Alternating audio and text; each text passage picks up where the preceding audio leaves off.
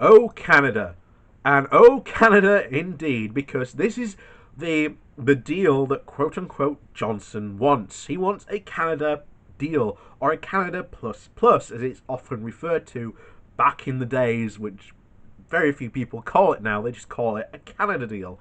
And this is actually the worst type of deal possible because it means that it's the furthest you can possibly get from being outside the EU with none of the benefits, essentially.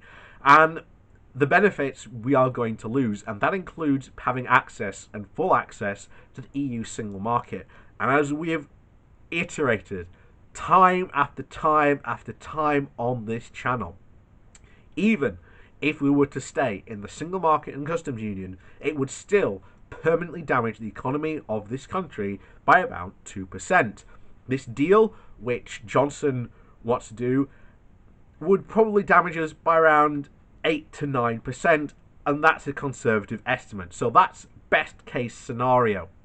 Not only that, we've also just revealed by the government itself, trying to do a deal with America would only give us 0.16% GDP increase, which is nothing to what we lose from leaving the European Union. Again, lots of people made this about trade, and I keep on hammering people on this. Look, if you want it to be about trade, you are losing the biggest goal and success ever. That's access to the single market, and being a member of the European Union is the best way to secure access to that field. And you've lost all these arguments, Brexiteers, time and time again. Reality sets in time and time again, and you are not angry at people like me.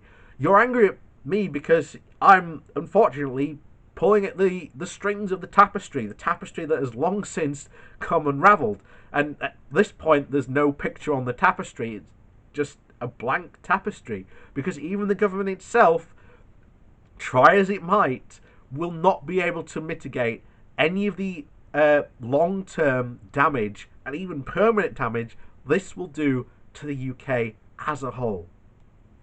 So, let's talk more about this Canada deal, shall we? Oh, Canada. Why Johnson's Brexit song sheet is full of bum notes. The Prime Minister's there we go. Britain's most pressing problem is the government's determination to fashion a hard Brexit. And if not that, then a no-deal Brexit. Of course, there is also the potential for a colossal economic side sweep to the economy and from the coronavirus epidemic.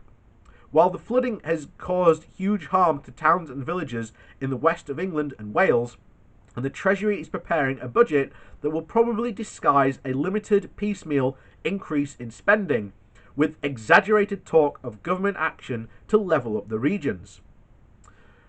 These threats are not structural problems to match Boris Johnson's demand that the EU offer a Canada-style agreement, one that gives easy entry to EU markets without strings attached, a proposal that cannot fly in Brussels and could mean that the UK ends up with no deal.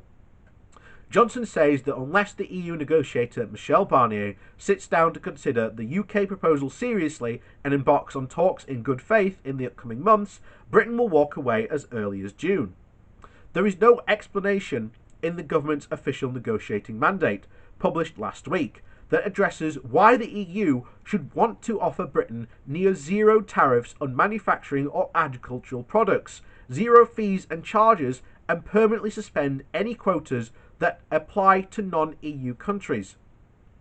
With nothing in return and no way to stop Britain from abusing state aid rules, anti-dumping regulations, or environmental rules without going to the recently neutered World Trade Organization, the EU would be foolish to agree. What about Canada, says Johnson? Well, there are three things to say about the Canada trade deal. First, Canada does not propose the same challenge to EU industries that the UK does. Second, the Canada deal contains an arbitration mechanism that the UK believes is inferior to the standard version, and does not cover financial services. And it does not cover financial services. Again, one of our biggest industries. Again, we are a service-based economy. I can't stress that enough. And very often, these types of service industry deals aren't covered in trade agreements like this, that one that Johnson wants. The only substantive deal that exists that covers services is the European Union single market. Johnson doesn't want to be part of that because he doesn't want regulations. And again, it all comes back to these conservative libertarians who don't want any regulation, shape or form. And those people were the driving force behind Brexit. So the arch Brexiteer David Davis said in his Twitter feed, quote, "There's been a lot of bluster and sabre rattling from the EU over the past few days. The reality is that if the EU lose access to our markets, it will do serious damage to their economy. Well, there are those in debate who focus on how Johnson has signed a political declaration with the EU last year that has promised equivalence, and that he has conveniently forgotten about that. Others say that UK stance should be seen more as an opening gambit that simply adopts a minimalist position rather than one of openly contradicts or anything said or signed previously. Still, it must seem bizarre to Barnier that the UK should demand the EU consider huge restrictions on Spanish, French and Dutch boats entering British waters in a separate negotiated fishery agreement, while it's supposed to accept banking and insurance gets unfettered and permanent access to EU markets as part of an overall deal. It remains cherry-picking to anyone with an ounce of sense. To Johnson and his on and off friend Michael Gove, it is a perfect reasonable request. There are those who are sympathetic to the idea of side deals to tackle specific issues such as fishing. They cite how the EU has signed more than 100 separate trade deals with Switzerland as a reason to push for something similar. Sadly, for the Brexiteer, the Swiss deals have always made for a poor analogy. They come with a demand for free movement of people, with the Swiss, which the Swiss accepted. And worse for the UK, the EU is currently negotiating with Bern to turn the 100-odd deals into one huge one, with the arbitration mechanic that doesn't just cover private sector disputes, that can also be invoked by EU governments considered the level playing field rules are being abused. The Swiss have so far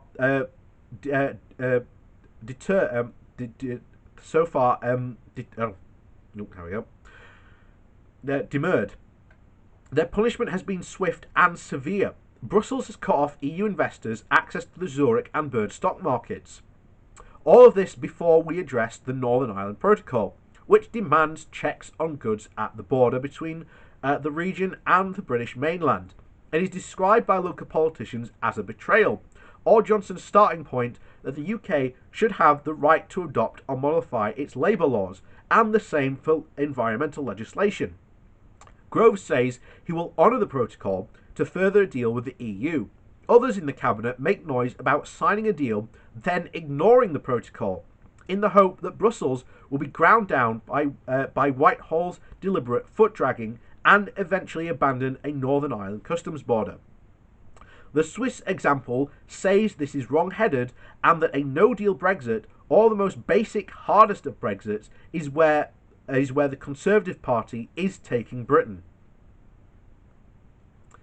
And none of that was on the table at the EU referendum. And I say this again, if Johnson has such a concrete evidence, why should we accept that deal? It's not going to be good for the country. I say this, there is still reason to call for another referendum on the deal that Johnson gets versus rejoining the European Union. That, I believe, is a perfectly valid reason to settle this.